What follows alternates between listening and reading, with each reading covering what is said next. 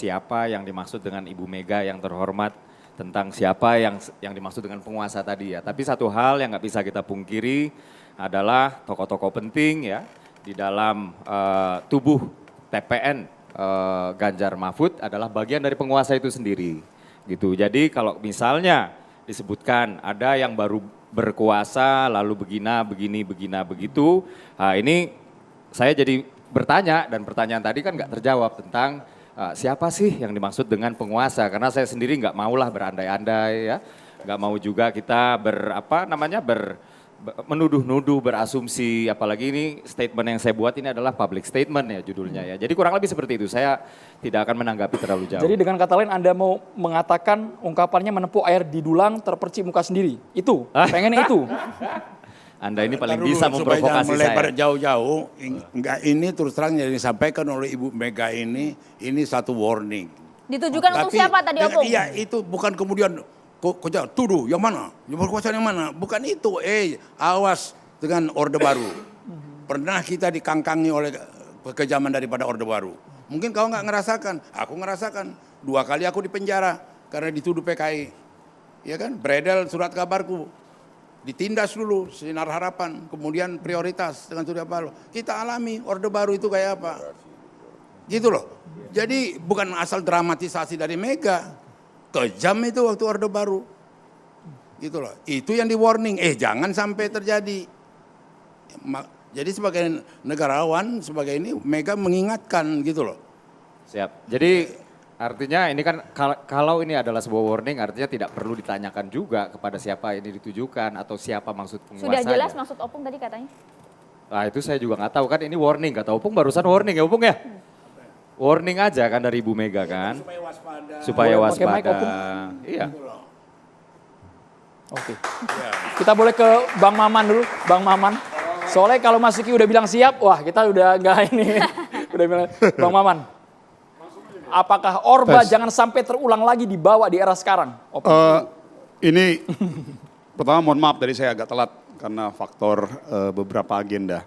Tapi saya mau mengatakan begini, pertanyaannya ini ada 2 nih sebetulnya kalau cerita dialog ini. Yang pertama terkait yang berkuasa, yang kedua terkait Orde Baru kan gitu. Yang pertama saya mau nanya, yang berkuasa hari ini presidennya kan Pak Jokowi.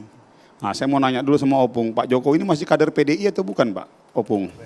Pak Jokowi ini. Pak Jokowi ini. Biar Jokowi yang jawab. Oh jadi. Nah. Bukan, nanti jangan seperti anaknya. Oh iya. Sebentar ngaku, sebentar enggak gitu loh. Nah artinya itu pertanyaan pertama, tapi udah dijawab sama Opung lah. Yang kedua saya mau jawab dari perspektif yang jauh lebih luas, yaitu Orde Baru. Saya membukanya dari 3 clustering rezim. Orde Lama, Orde Baru, dan sekarang reformasi. Ini sudah pernah saya jawab 2 tahun yang lalu pada saat kerasnya kelompok-kelompok oposisi mengatakan rezim pemerintahan Pak Jokowi ini banyak sekali permasalahan. Ada yang diintimidasi dan lain sebagainya. Waktu itu suasananya kita masih guyup nih partai-partai pendukung ini karena belum ada cerita urusan pilpres. Jadi saya bilang begini, seakan-akan mengatakan bahwa rezim hari ini yang dipimpin oleh Pak Jokowi yang notabene adalah kader PDI seakan-akan mempraktekkan praktek-praktek yang kita anggap cenderung mengarah ke intimidasi. Ini dari 2 tahun 3 tahun yang lalu oleh kelompok oposisi. Waktu itu saya dengan beberapa teman-teman PDI masih posisinya kita bela mati-matian Pak Jokowi. Saya menjawabnya begini Mas, Orde Lama, Orde Baru dan sekarang sama-sama memiliki catatan kelam, catatan terang. Itu dulu maksud saya. Orde Lama kalau kita mau buka dari perspektif yang negatif bisa. Yang kebetulan waktu itu adalah notabene pemimpinnya Pak Soekarno. Karena tidak sedikit juga banyak catatan-catatan kelam yang memang muncul di era Orde Lama. Tetapi tidak sedikit juga catatan-catatan positif yang dibangun di era Orde Lama, di era Pak Soekarno sebagai salah satu founding father kita. Lalu yang kedua begitu juga dengan era Orde Baru. Kebetulan partai kami, Golongan Karya, sebagai salah satu the ruling party di Orde Baru. kami juga harus mengatakan secara objektif juga bahwa di era Orde Baru juga punya catatan kelam tapi juga punya catatan positif. Dari sisi pembangunan misalnya, dari sisi yang tadi dicatat sebagai lawan-lawan politik, pasti era itu akan dikatakan sebagai era yang tidak baik bagi para lawan-lawan politik. Di era Orde Lama, lawan-lawan politik Pak Soekarno pasti akan mengatakan bahwa rezim Pak Soekarno Orde Lama tak bagus. Pasti akan mengatakan begitu. Sama halnya dengan sekarang era Orde Reformasi. Pasti lawan-lawan politik yang di eranya Pak Jokowi akan mengatakan bahwa di eranya Pak Jokowi tidak baik. Artinya Anda mengakui bahwa ada catatan kelam juga di reformasi ini? Semua era kita punya kelemahan, punya kelebihan. Tetapi yang menariknya, nah ini sebetulnya poin yang menariknya hari ini muncul catatan-catatan kelam di era reformasi, di era Pak Jokowi itu dalam konteks kepentingan untuk 2 bulan ke depan. Karena konteksnya isunya pilpres. Artinya apa? Yang ingin saya bilang bahwa narasi yang muncul terkait kelam, kecurangan dan lain sebagainya tidak lebih tidak kurang bukan pada perspektif ideologis. Tetapi lebih kepada perspektif politik praktis saja hari ini. Bahwa kita sedang berkontestasi, bahwa setiap lawan politik, teman politik ya pasti akan membangun narasi-narasinya untuk saling membangun skor poin di mata publik. Nah, kalau bagi kami Mas hari ini, apa yang disampaikan oleh Bu Mega, sekali lagi kita hormat. Hari ini saya yakin tidak ada hari ini yang tidak menghormati Bu Mega sebagai salah satu tokoh kita, terus ketua umum partai. Namun kalau dia dalam pendekatan politik praktis, ya kita tidak lebih tidak kurang akan mengatakan itu sebagai sebuah narasi dalam konteks untuk membangun simpatik publik dan mendapatkan skor poin positif di mata publik. Jadi bagi kami sih itu biasa aja. Jadi Bu Mega mengatakan hal seperti itu ya memang lagi momentum mau pilpres ke depan ya Bu Mega harus membangun narasi elektoral seperti tujuannya. Itu. Ya semua hari ini di grupnya Mas Ganjar, di grupnya Mas Anies, di grup kami Pak Prabowo, pasti arahnya adalah bagaimana membangun narasi yang bisa mengarah kepada meningkatkan elektoral masing-masing kandidat. Jadi kalau tanya ke kami nggak mau terlalu ambil pusing. 02 tidak merasa sama sekali sebagai pihak yang tertuduh karena dekat sekali dengan penguasa, Bang Maman. Loh, PDI juga dekat dengan penguasa. Hari ini tidak ada satupun. Hari ini tidak ada satupun kandidat yang tidak bisa mengatakan bahwa dia tidak dekat dengan penguasa. PDIP bergabung di pemerintahan, Nasdem, PKB bergabung di pemerintahan, Golkar, Gerindra bergabung di pemerintahan.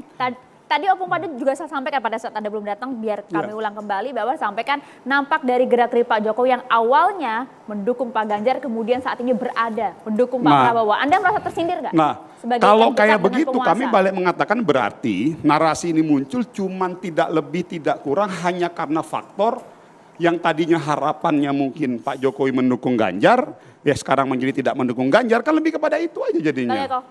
Nah tapi maksud saya begini, kalau saya tuntaskan lagi ya. Tapi bagi saya itu, saya merespon Mbak loh, saya nggak ada masuk ke situ loh. Tapi poinnya, tapi bagi saya, apa yang terjadi yang disampaikan oleh Bu Mega adalah sesuatu yang biasa, bukan sesuatu yang harus kita terlalu kita pusingkan dan khawatirkan. Nah, saya ingin melakukan penekanan satu hal. Satu hal. Apa? Praktek kecurangan. Misalnya kita ambil contoh, kasus isu masalah kepala BIN Sorong, Papua, yang melakukan upaya melakukan penandatanganan fakta integritas kepada salah satu kandidat, dalam hal ini kepada Mas Ganjar. Jangan dipotong dulu. Apakah itu bisa kita simpulkan sebagai sebuah upaya institusi mendukung salah satu kandidat? Tidak. Kalau saya harus fair mengatakan, tidak. Itu adalah ulah oknum. Nah sama halnya dengan hari ini, apabila ada salah satu aparatur pemerintahan, aparatur penegak hukum, mendukung salah satu kandidat dalam hal ini misalnya, si A, si B, si C, kita tidak bisa menyimpulkan bahwa itu adalah institusi yang berpihak. Karena itu adalah praktek-praktek individu, oknum-oknum tertentu. Contoh di dapil saya Mas, di Kalimantan Barat. Kita mau mengatakan misalnya, saya harus buka apa deh, di daerah Ketapang, Kabupaten Ketapang itu basis Golkar. Tentunya apa, mau ngomong apapun, aparatur di sana, teman-teman di sana perangkat desa punya kecenderungan subjektivitas terhadap salah satu kandidat yang didukung oleh Golkar. Di daerah Kabupaten Landa di Kalimantan Barat itu sarang merah. Waduh itu udah Texas itu sarang merah full. Tapi kalau kita mau bilang kecenderungan teman-teman di sana punya kecenderungan berpihak kepada Mas Ganjar. Ini susah kita kontrol. Tapi oknum ini ada instruksi nggak dari atasan? Ya Bang Maman? itu kita nggak bisa mengatakan bahwa ada instruksi ataupun tidak. Karena ini kan di lapangan Mas. Ya. Artinya apa? Kalau sudah bicara pada kondisi di lapangan, yang terpenting adalah bahwa kita harus bedakan antara praktek kecurangan dengan ada upaya sistemik melakukan kecurangan. Jadi ini tidak lebih tidak kurang adalah praktek pribadi-pribadi yang dia punya ego terhadap salah satu kandidat. Mungkin rasa cinta kepada salah satu kandidat yang kita nggak bisa larang kan. Bagaimana di lapangan kayak begitu? Mas Eko komentar Di dulu Jawa- Mas Eko, sampai situ dulu Bang Maman. Contoh Mas Eko misalnya di komentari Jawa dulu. Tengah. Ini bukan personal tapi ini bukan sistemik tapi Sampai personal di sana di oknum ya. lapangan banyak ditemukan, Jadi Bang karena Maman. setiap Bergantian, kandidat Bang. punya potensi melakukan praktek kecurangan. Siap. Terima kasih. Oke, makasih. Ini saya melihat teman-teman terutama dari Pak Prabowo itu melihat statementnya Bu Mega kemarin itu seperti ada di ruang kosong. Seolah-olah negeri ini cuma terdiri dari partai-partai politik doang.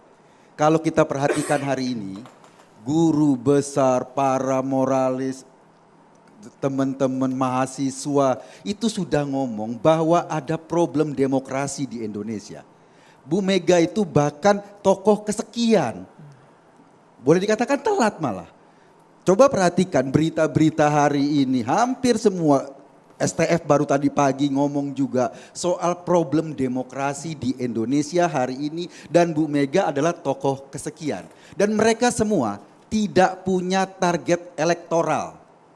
Guru besar itu, terus para cendekiawan, LSM, civil society, mereka nggak punya target elektoral ketika mereka ngomong. Dan mereka semua ngomong ada problem demokrasi di Indonesia hari ini. Termasuk Bu Mega. Bu Mega ngomong tokoh yang kesekian. Dan kemarin disampaikan lagi sebagai penguatan karena beliau adalah sebagai tokoh politik. Saya ingin mengatakan begitu, bahwa ada statement dari Bu Mega iya. Tapi kalau kita baca statement ini cuma sebagai langkah elektoral, kita seolah-olah menafikan rakyat Indonesia yang lain. Para tokoh, para seniman, guru-guru besar, kampus-kampus yang masih sampai saat ini terus bergerak, demonstrasi. Mereka meluapkan kekecewaannya karena ada praktek demokrasi yang dianggap cacat, yang dianggap bermasalah. Dari mana mulanya? Mulanya dari keputusan MK. Itu kan awalnya bahwa ada trouble ini dan semua sudah dibuktikan, MK sudah membuktikan bahwa keputusan itu didasari oleh sebuah tindakan yang melanggar etik berat. Dan keputusan MK itu dijadikan legitimasi untuk salah satu pasangan calon maju. Dan ini menjadi trouble di semua. Dengan keputusan MK itu apalagi indikasi-indikasi yang kemudian dibaca publik ada keterlibatan atau ada keberpihakan. Entah individual, entah institusi, tapi keterlibatan ini dibaca publik. Saya harus ngomong di sini. Ada data, ada sumber, Mas Eko? Baru kemarin saya punya relawan namanya Ganjarian. Itu kita punya sekretariat dan baru pertama kali saya aktif di berbagai relawan sebelum ini. Baru pertama kali didatangi orang yang ngaku aparat. Kalaupun pakai pakaian bebas, 2 kali didatangi. Gitu loh. Didatangi 2 kali, ini kantor relawan. Kita susah ingin mengatakan bahwa apakah ini oknum, apakah ini perintah. Karena memang penting dibuktikan secara hukum. Tetapi kalau kantor relawan didatangi, ngaku dari aparat, cuma pengen mendata mana nomor teleponnya siapa yang aktif di sini. Itu susah kita mengatakan bahwa ini tidak terstruktur. Kalaupun untuk membuktikan secara hukum memang itu tugasnya aparat membuktikan terus secara hukum. Tetapi fenomena di lapangan itu yang terjadi. Itu terjadi di lapangan dan pada akhirnya kita melihat bahwa ada nih problem serius terhadap praktek demokrasi kita. Karena apa? Karena ketika ke depan pemilu ini kan sebetulnya kita berharap proses pergantian kekuasaan itu nanti siapapun yang berkuasa mereka dapat legitimasi publik secara maksimal.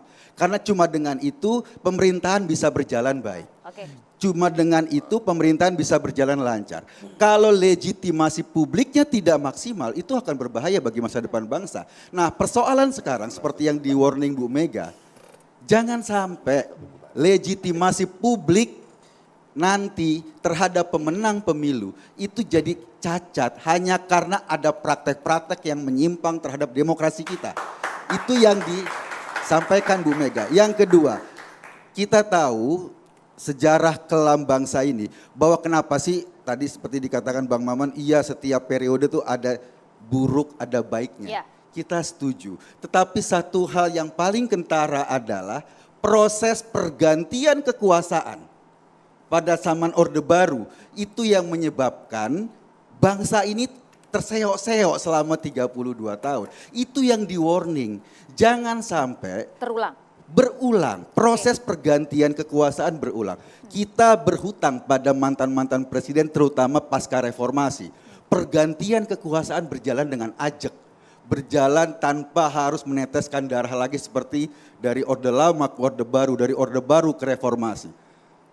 Mantan-mantan presiden setelah reformasi mewarisi kita sebuah kehidupan yang nyaman sekarang dengan segala jiwa besarnya. Pak Habibie misalnya ketika ditolak laporan pertanggungjawabannya selesai, Gus Dur ketika harus di tengah jalan selesai, dan semua berjalan sebagai pelajaran baik bangsa ini.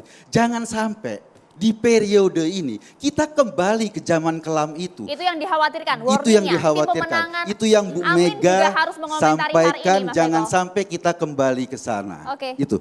Terima kasih.